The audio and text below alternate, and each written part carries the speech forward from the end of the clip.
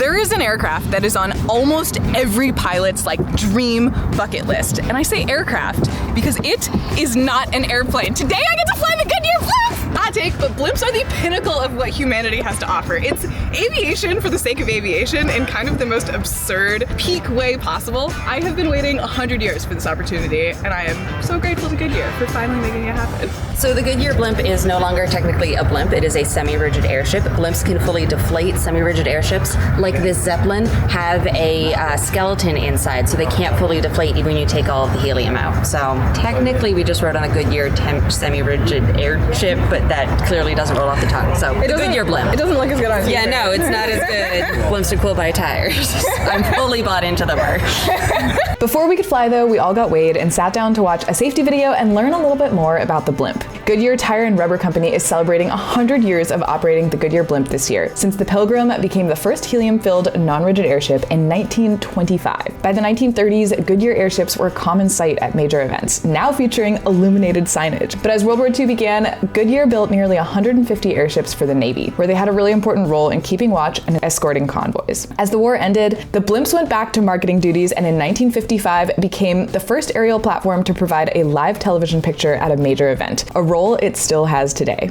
Over time, Goodyear developed more airships, including the GZ-20s that most of us probably grew up seeing. But today we're flying on Wingfoot 3, which is a Zeppelin semi-rigid airship, not a blimp. Do you guys have a preference? It's your flight. Well, we did do, on yours, we did the Long Beach one. Let's do that. So yeah, we'll do the first one. Hermosa? Yeah. Okay, sounds good. She's so cool. I want to be her. I know.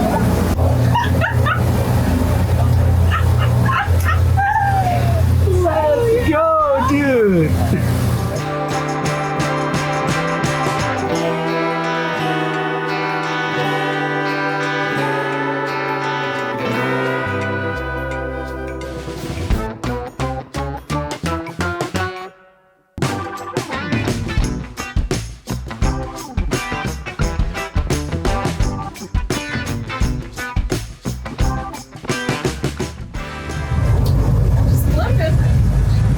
Just out here flipping.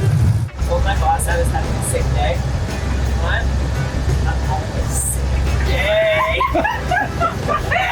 So we're now in cruise flight. We're up at about 1,000 feet. We're going to stay at this altitude. It's a really smooth day out, but just in case we do get some thermals, make sure you either grab onto this yellow handrail or you grab onto the seats as you walk through the cabin. I tend to do that because I'm a little shorter. And you're welcome to unbuckle, move around the cabin. Is there a CG thing we need to pay attention to? It says that on the video, but really, no.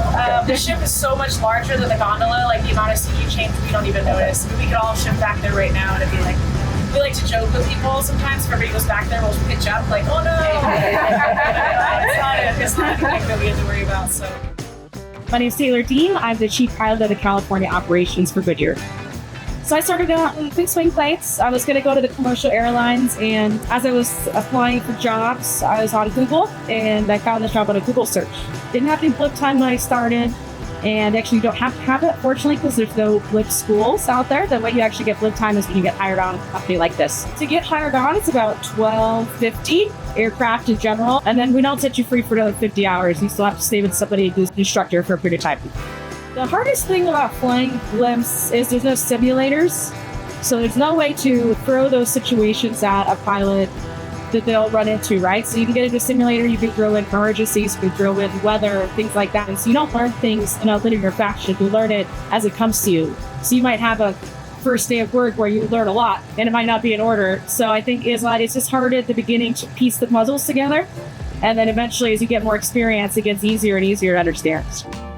Today's video is sponsored by Incogni. Thousands of companies are not only collecting your personal data behind your back, but they're selling it too. Even though you have the right to request that they delete your info, it would take years to do this manually. Meet Incogni, the service dedicated to protecting your privacy by scouring the internet to figure out where your info is being held and then reaching out to data brokers to request the removal of your personal data on your behalf. Is there a specific site you want your data removed from that they haven't listed?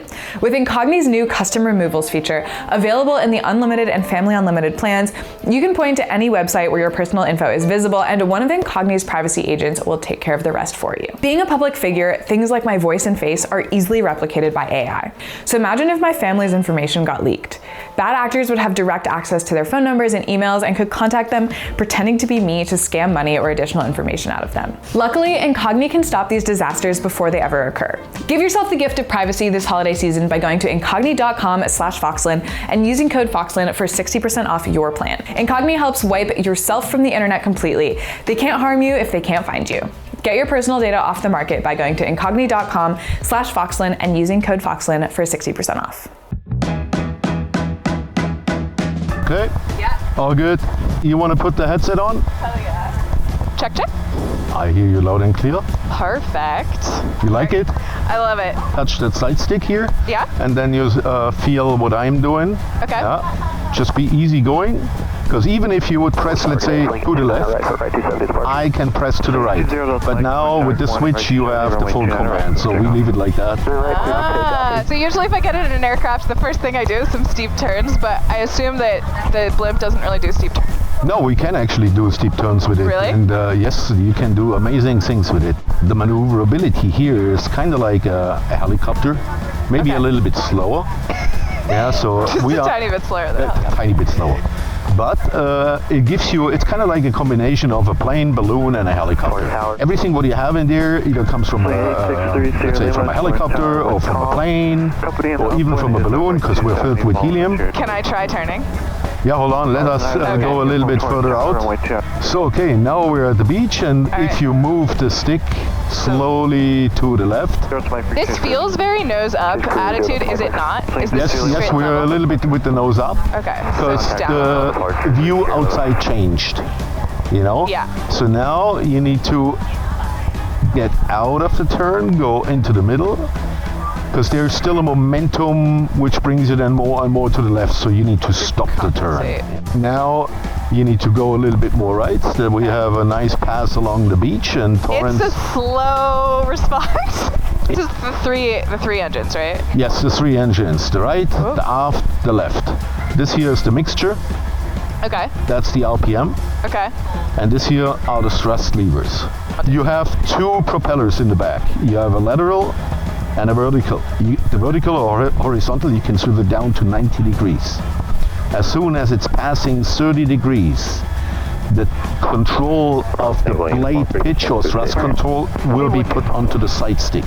At a point of around 15 to 18 knots, your rudders do not have any effect anymore. So you basically could take them off. Yeah, to compensate for that loss, this feature is taken and over, and you have full control, left, right, up, down, and that gives you the unique maneuverability.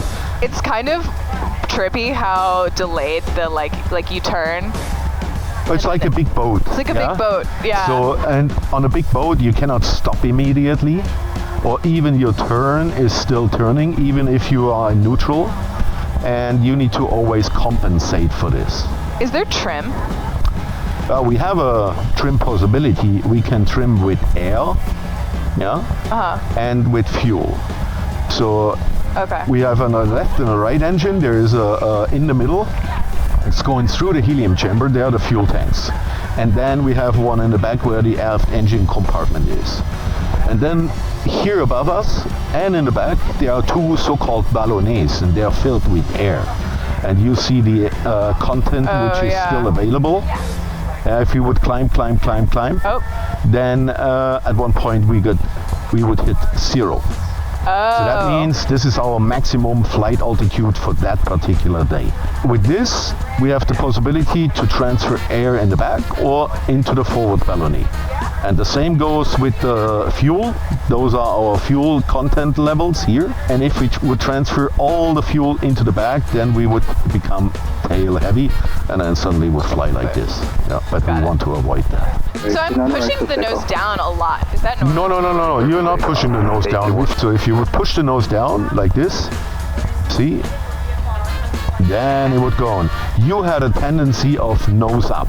Yeah. So we go down and we go left, and then we can make a steep turn like this. Yeah, and then you always correct in a way that you keep the nose down So funny when we stop turning how the ground's not moving. That much underneath us, so it just feels like we're frozen. We have that? Oh Do you have any favorite harrowing stories or crazy flights that you've had to do? There's only one story that comes to mind, and it was actually in our old airship, GZ-20. So we were flying across the country through New Mexico and Texas, and looked at the weather that morning. It was summertime, all clear skies, no big issues. That ship was a lot slower, so we were kind of going through that area in the high desert, and thunderstorms started popping up in the afternoon, and funnel clouds started coming in. And we finally got to our destination, which is on the other side of El Paso.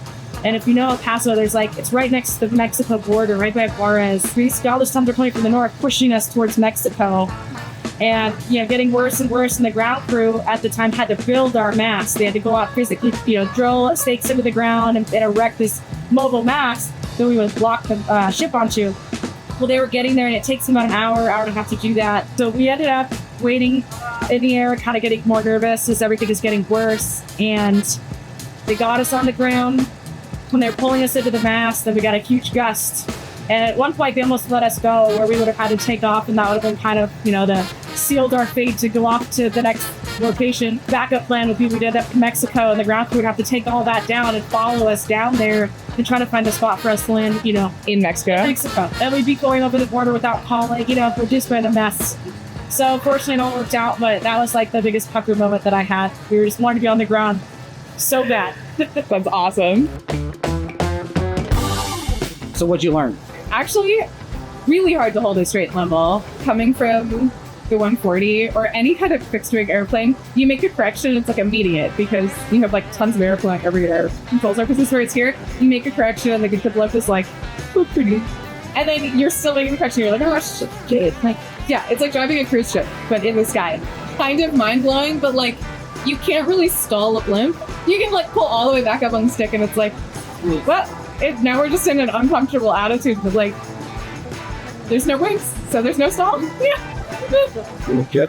Flying a Blimp is such a bucket list incredible opportunity, and I am so grateful, so thank you, Goodyear. And I will say, there are less Blimp pilots than astronauts, so maybe I haven't gone to space, but I have flown a Blimp now. One word. Incredible. Cool. Awesome. That was great. That was 3 words. Uplifting. Show off. Y'all should do better. Wait, Brian, do you have the other mic? I have the mic, but I don't have that neither one of us grabbed. The Insta360. So you said you wanted to go to Long Beach or at the airport? Yeah, right next to it. Yeah? Okay. Please tell me it's a released version. It is.